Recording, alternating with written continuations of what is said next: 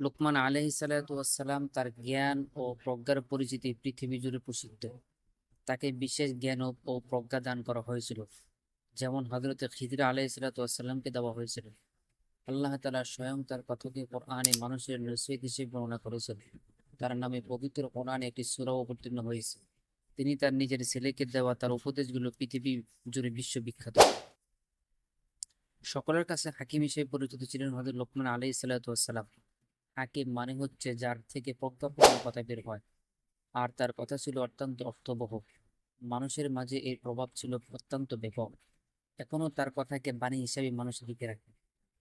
হযরত লোকমান আলাইহিস সালাতু ওয়াস সালাম পেশাগত দিক থেকে ছিলেন একজন কাঠমিস্ত্রি। জাবির রাদিয়াল্লাহু তাআলা আনহু তার বর্ণনা দিতে গিয়ে বলেন, তিনি ছিলেন খাটো এবং চেপড়া নাক বিশিষ্ট। ইমাম মুজাহিদ রহমতুল্লাহ আলাইহি বলেন, তার পা ফাটা এবং ঠোঁট ছিল মোটা বিশিষ্ট।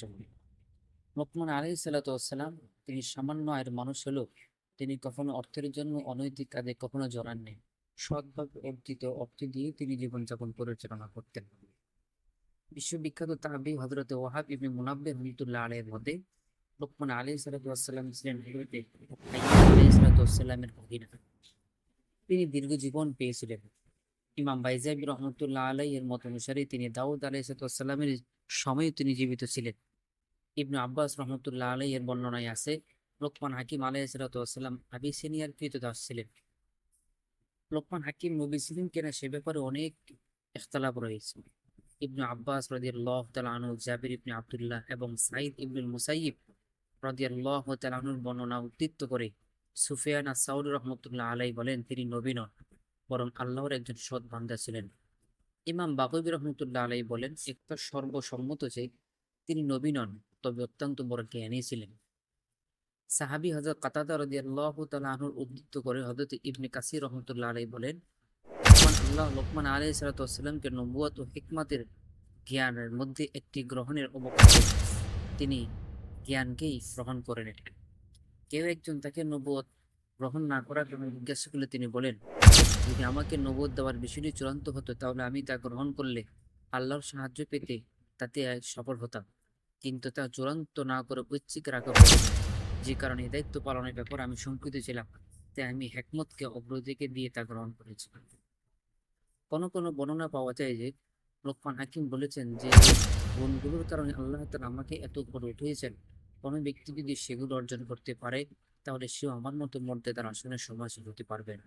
সেই গুণগুলো হচ্ছে নিজের দৃষ্টিকে নিচের দিকে রাখা, জবানকে বন্ধ রাখা তথা চুপ থাকা, হালাল আয়ের উপর সন্তুষ্ট থাকা, লজ্জাস্থানের হেফাজত করা, সত্য কথা বলা, অঙ্গীকার রক্ষা করা, মেহমানকে ইজ্জত করা, প্রতিবেশীকে কষ্ট না দেওয়া এবং অনর্থক কথা ও কাজকে পরিহার করা।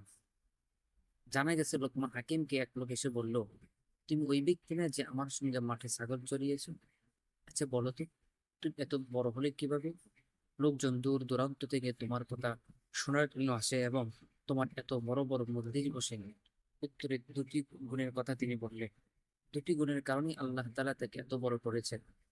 একটা হলো সদা সবসময় সত্য কথা বলা, দ্বিতীয়টা হলো অনর্থক কথা বলা থেকে বিরত থাকা। সাহাবী হযরত আবু দারদা রাদিয়াল্লাহু তাআলা আনহু এর বর্ণনা এসেছে, তিনি ছিলেন নিরবচ্ছিন্নতাকারী, সর্বদা চিন্তায় নিমগ্ন ও দূরদৃষ্টি সম্পন্ন একজন ব্যক্তি। কখনো ঘুমাতেন না। কেউ তাকে কেউ তাকে থুতু ফেলা, নাক পরিষ্কার ইত্যাদি মানবিক কাজ করতে দেখেননি। অর্থাৎ এগুলো তিনি নীরবে সেরে ফেলতেন। ইবনে কাসির।